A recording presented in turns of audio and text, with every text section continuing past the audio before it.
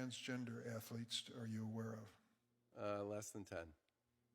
All right, y'all. So today we're going to talk about why this man's, Charlie Baker, president of NCAA's, his testimony is not being talked about enough, because essentially it really destroys the trans argument that a lot of these conservatives really ride on for the past, 10 years. All right, so this starts with this man, Charlie Baker, basically president of NCAA, and a lot of other his colleagues came to testify on Tuesday to the Senate Judiciary Committee to talk about issues when it contains to college bets and the harassment that athletes face online. Now, I'm not gonna go into the whole history of sports betting and like the whole legal issue of that. It's a whole nother video. But basically, the thing they were talking about was proposition bets and like how bad it is for the industry. Now, proposition bets are basically bets or wagers that are based on an individual performance and not really on a team collective final outcome. So such as stats, scores, or when it comes to basketball players, like assists, rebounds, triple doubles, and all this stuff, and football players, touchdowns, and interceptions, all that stuff.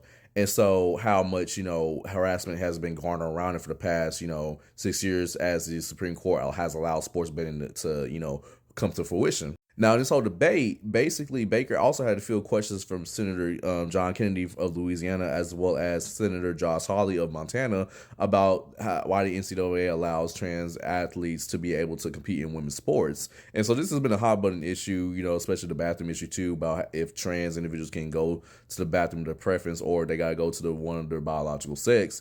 This has been a debate, especially in college sports, for years and years and years.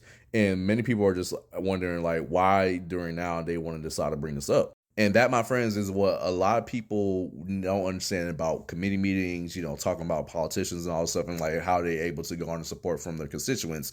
A lot of times during these committee meetings, whether it be the judiciary or Ways and Means or whatever, they will usually use their time to talk about issues pertaining to their constituents, because while your constituents don't care about sports betting in Louisiana and Montana, probably, what they probably care about, the whole trans quote unquote invasion happening, when the U.S. politics in our bathrooms, keep their hands off our kids, whatever, keep their hand off of sports, separate the sports and all this stuff. Like this whole debate going on about, if trans athletes should be able to play the sport of their preference, that's what a lot of people care much about. And so politicians are going to use their time, especially if the constituents are very pressed on it, to kind of show them like, hey, I support y'all, I see y'all, I'm going to fight for y'all, and use that as campaign points when they try to get reelected. My job as your resident public health expert, quote unquote expert, is to tell you that this is a non-issue, because out of the 510,000 NCAA athletes, he said the number, go look at the video, there are at least or up to 10 athletes that are identified as trans. And so when we look at the numbers and stuff, even when you move the decimal place to get the percentage, it's basically about 0.00196% of like the whole population that of sports that it pertains to, this ruling pertains to. When you talk about the U.S. population in comparison, that is less than the 1.14% of the adult population that are trans or transgender. And so when you talking about how much of a non-issue, like how much smaller population this is, that getting like these rights and stuff, it's not really going to affect you as much. I know a lot of people will say, well, they're going against teams and, it's not fair for them to have to face one boy or something, like the physical differences are, different, all this stuff. And to me, I agree on a case by case basis, depending on like biology and like testosterone, whatever like that too. But at the end of the day, it's not like they're going up against a team of boys. Now, if they're going up against a team of boys and stuff and, against a team of girls, I see the huge disadvantage in that. But my main thing is like, if there's one trans man on playing in women's sports on one team, that's not much of an X factor as many people think it is. Not everybody's gonna be a Travis Hunter, not everyone's gonna be an Ashton Genty, not everyone's gonna be a Michael Vick or LeBron James or Babe Ruth, whatever. Like they're not gonna be such of an X factor that cause you a different disadvantage. Like your team has a chance to beat them. If they don't beat them, then that kind of says something more about your team. I think this comment below me takes the cake. Like there's more women being unalive from preventable complications under the abortion laws in Texas than trans athletes in the NCAA.